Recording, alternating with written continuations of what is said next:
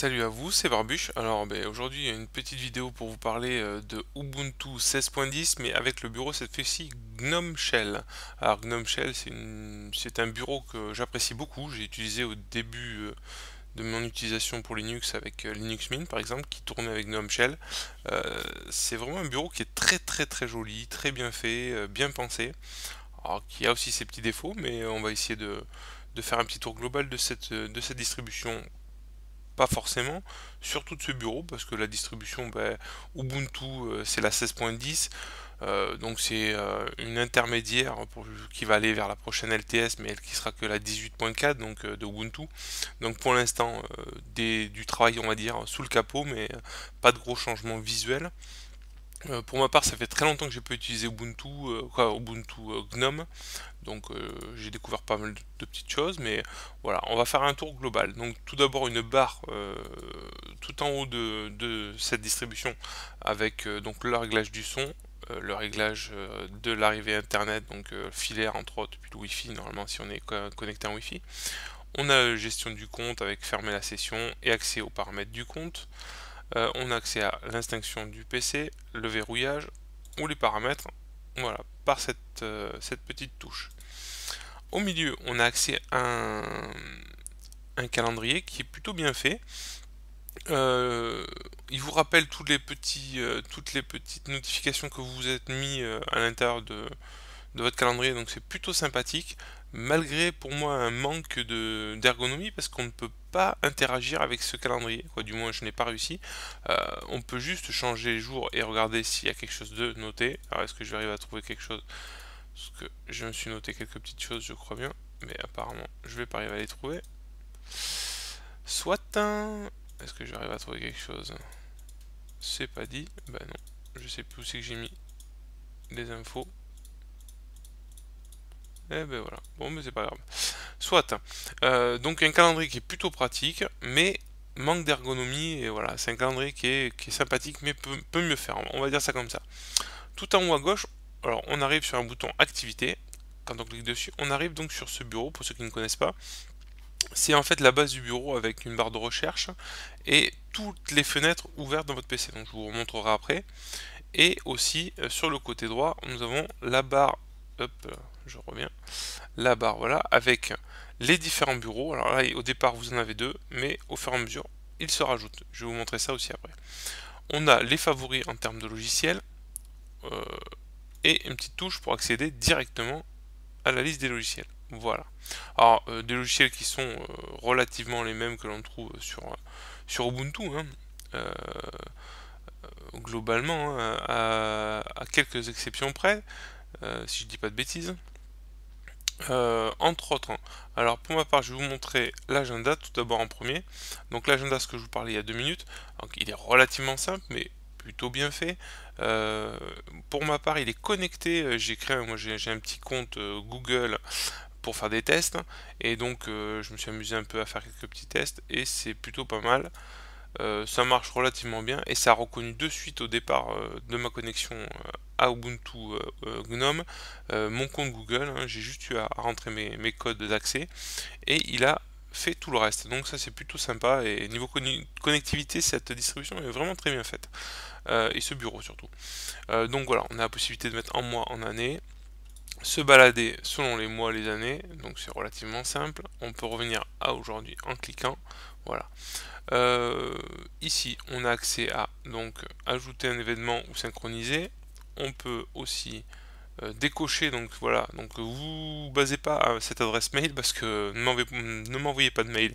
C'est vraiment un compte vraiment pour faire des tests. Donc j'aurai aucun lien avec cette boîte. Vous avez une barre de recherche.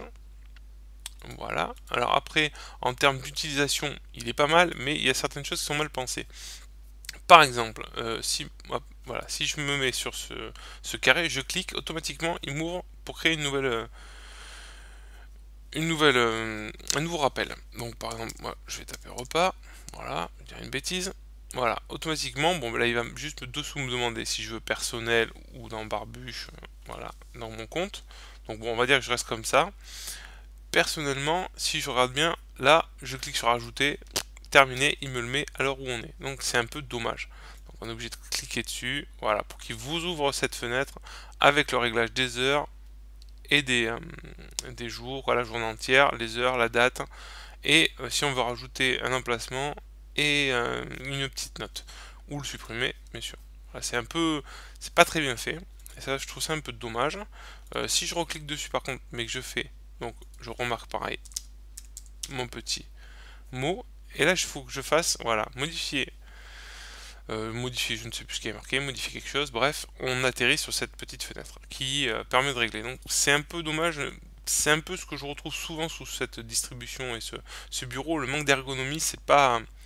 il manque toujours un petit truc, donc c'est un peu dommage. Mais sinon, globalement, ce calendrier est plutôt pas mal. Donc on va continuer rapidement dans les logiciels. On a donc ici, alors la carte, alors ça c'est un plan, tout simplement, un peu à la Google Maps. Alors plutôt sympathique, il marche très bien, il est plutôt très bien fait. Voilà, mais moi je trouve dommage, il manque des rues, voilà, c'est pas le top du top. Donc pour ma part je resterai sur Google Maps, mais ça peut toujours dépanner d'avoir un petit plan comme ça sur l'ordi. Qu'est-ce que j'ai vu d'autre? Alors on va essayer de regarder vraiment les choses les plus importantes. Alors moi il y a des petites choses qui me déplaisent du genre, on se retrouve avec des doublons du genre Rhythmbox, qui est très bien connu, très connu et qui fonctionne très bien comme logiciel, et un logiciel musique pour gérer sa musique. Donc ça je trouve ça un peu dommage parce que ça fait des doublons. Alors celui-là est pas mal aussi, mais relativement simple, peut-être même un peu trop. Donc je sais pas quoi dire. Il y a des doublons qui servent pas à grand chose. C'est voilà, c'est un peu dommage. Qu'est-ce que j'ai vu d'autre? Je ne sais plus. Enfin, bref, dans les logiciels, rien de transcendant, hein. Voilà, vu que je me suis connecté sur le compte, sur mon compte Google, automatiquement, voilà, il reconnaît de suite le lieu. Donc pour ça, ce côté connectivité et rapidité, et voilà, vous allez voir, il y a pas mal d'éléments qui font que c'est plutôt pas mal. On se connecte sur son compte Google et tout se paramètre tout seul, c'est vraiment sympathique. Ça, c'est vraiment un côté que j'apprécie vraiment beaucoup et que les amateurs, ceux qui sont pas des fans de Linux ou autres, vont de suite pouvoir utiliser leur système d'exploitation sans se prendre la tête et chercher partout à rajouter des petites extensions, des petits trucs. Donc c'est plutôt pas mal. Tiens, on va reparler de ce magnifique système, on va dire Logitech, pour, euh, pour installer les logiciels, gérer les mises à jour et les logiciels installés. Donc moi je le trouve excellent, c'est celui qu'on retrouve sous Ubuntu avec Unity, qui donc a été repris donc sur GNOME pour être mis sur Unity, et vraiment extrêmement bien fait, rapide, ergonomique. Ça pour ça, il n'y a rien à dire. C'est vraiment GNOME, on tendance à faire des trucs assez sympas. Qu'est-ce qu'on retrouve d'autre? Donc, hop, je suis en train de regarder. Donc, on retrouve bien sûr LibreOffice, voilà, les logiciels habituels que l'on peut trouver sous Ubuntu. Un logiciel aussi que l'on retrouve, par exemple, c'est notre ami fichier, hein. Euh, je ne sais plus. Ah oui, c'est vrai que le menu il est ici. Alors ça, je vous montrerai des petites astuces après pour paramétrer, pour rendre plus ergonomique ce bureau. Donc voilà, fichier en 3.20.3. Comme je vous disais tout à l'heure, tout se connecte automatiquement quand on intègre son compte Google, par exemple, hein. Il n'y a pas que le compte Google, mais là entre autres, voilà, il me suffit de cliquer dessus et j'atterris directement sur mon Google Drive, en fait, hein, la zone de stockage qu'on a dans Google, voilà, où je me suis permis de mettre des images, deux trois musiques. Et voilà, on accède directement à cette partie de son cloud, et c'est vraiment sympa. Voilà, tout se paramètre tout seul, et ça c'est vraiment un point extrêmement fort que vraiment j'ai trouvé très pratique. Euh, Qu'est-ce que j'ai pu trouver d'autre? Alors, des petites choses aussi. Voilà. Alors, non, d'abord on va faire hop, paramètres. Donc dans paramètres, rien d'extravagant, hein. On retrouve exactement les mêmes paramétrages que l'on peut trouver sur Ubuntu. Donc les comptes en ligne, c'est ce que je parlais tout à l'heure. Oui, j'ai connecté mon compte Google et on a accès à tous les paramètres, donc c'est vraiment vraiment sympa. Ensuite, un autre petit utilitaire que l'on a d'origine dans cette distribution. Là, vous voyez utilitaire. Hop, on clique dedans et là on se retrouve avec donc tous les petits utilitaires, hein, Donc gestion du disque, sauvegarde, visionneuse d'images, on a tous les trucs qu'on trouve habituellement sur Google.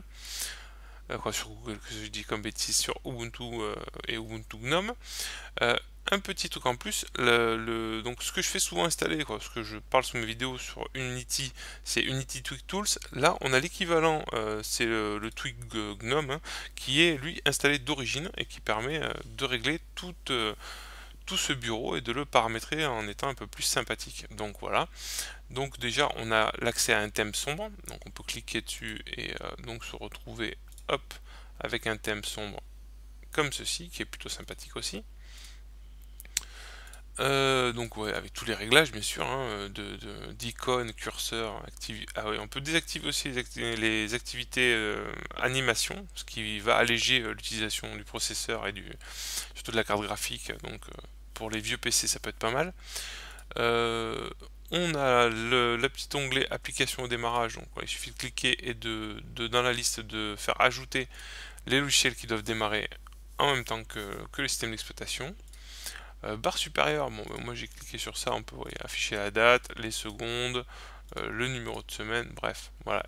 Et aussi, alors ça c'est un truc que je trouve bien pratique, afficher le menu de l'application, parce que automatiquement, un peu comme Unity, on se retrouve avec le menu dans la barre du haut, et c'est pas forcément super pratique hein, quand on a plusieurs fenêtres ouvertes. Donc je vous conseille moi de décocher, et voilà, vous retrouvez alors le menu directement dans la barre. Donc ça c'est plutôt pratique. Ensuite on a le bureau, alors bureau toujours pareil, on peut activer ou désactiver la visu des icônes, donc là voilà, et on choisit les icônes qu'on veut, pour moi personnellement je l'enlève. Après on peut régler, bon bien sûr l'arrière-plan et tout ce qui va avec, on peut régler clavier souris, ouais là rien d'extraordinaire non plus. Espace de travail, donc là on gère les espaces dynamiques, mais je vous montre après, il se gère tout seul, donc il n'y a pas franchement grand chose à faire, il est en dynamique et c'est très très bien.